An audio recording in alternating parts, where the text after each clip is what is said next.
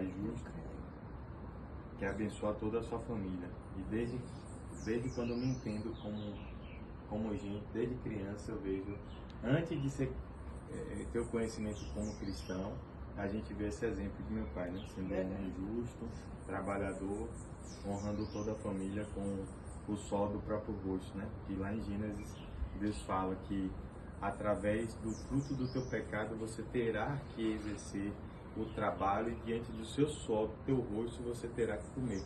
Ou seja, a gente tem visto na prática essa realidade do exemplo que meu pai tem exercido mesmo antes de conhecer a Cristo, né? Provérbios 22:6. Instrua o menino no caminho que deve andar, e até quando envelhecer, não se desviará dele. Esse versículo enfatiza o papel do pai na formação e ensino dos filhos, né? É muito amplo. Muitas vezes a pessoa se pega apenas no exemplo do Evangelho, né? Ensina o teu filho o caminho do Senhor e ele não te desviará. Mas esse versículo é muito mais amplo, é muito mais abrangente quando a gente coloca na responsabilidade de criar um filho em meio a uma sociedade caótica como a nossa, que é cheia de ideologias que tira a gente do foco de Deus, em primeiro lugar, e do foco de um padrão de caráter dentro da sociedade. E isso meu pai nos ensinou, né? Desde a se manter no padrão, né? A se manter no padrão, né? A ter caráter de Cristo, mesmo antes de conhecer esse Cristo. Salmos 103:13. Como um pai se compadece de seus filhos, assim o Senhor se compadece daqueles que o temem. Esse versículo compara o amor e a compaixão de Deus ao cuidar de um pai, né? Deus, nosso Abba Pai, é um Deus vivo, um Deus real, que exerce a paternidade, né, sobre todos nós. E esse versículo mostra um paralelo entre o amor de Deus que se compara ao amor que o nosso Pai exerce sobre a gente aqui. Então a influência, meu Pai, do seu exemplo em ser um homem de honra, né? Isso faz a gente ter um exemplo da paternidade de um Deus vivo que existe, né? Se a gente não tivesse talvez esse exemplo de pai como o Senhor exerceu a vida toda, impondo a tua responsabilidade sobre a nossa família, a gente também teria uma grande dificuldade de se relacionar com Deus. Porque o nosso grande exemplo de pai aqui é o Senhor. Verdade. E esse versículo deixa bem claro, né? O exemplo de como um pai compadece de seus filhos, assim o Senhor se compadece daqueles que eu tenho. Se a gente talvez tivesse um exemplo negativo de pai aqui na terra, a gente teria uma grande dificuldade de receber, de ter um relacionamento diante do nosso Abba Pai, né? Do nosso eterno, do nosso Deus vivo.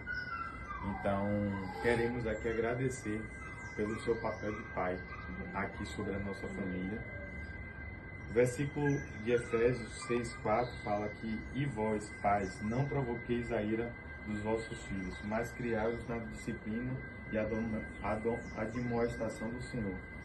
Esse versículo mostra que a orientação, né, sobre a criação dos filhos é equilibrada com a disciplina e amor.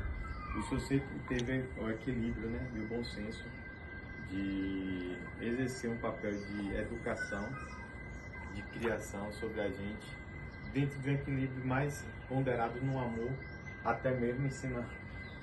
Pesou mais o teu amor do que o lado de disciplina, né? Eu não lembro de ter tomado surra, de ter ouvido palavras duras, né? Como muitos filhos ouvem, né? De pais, né?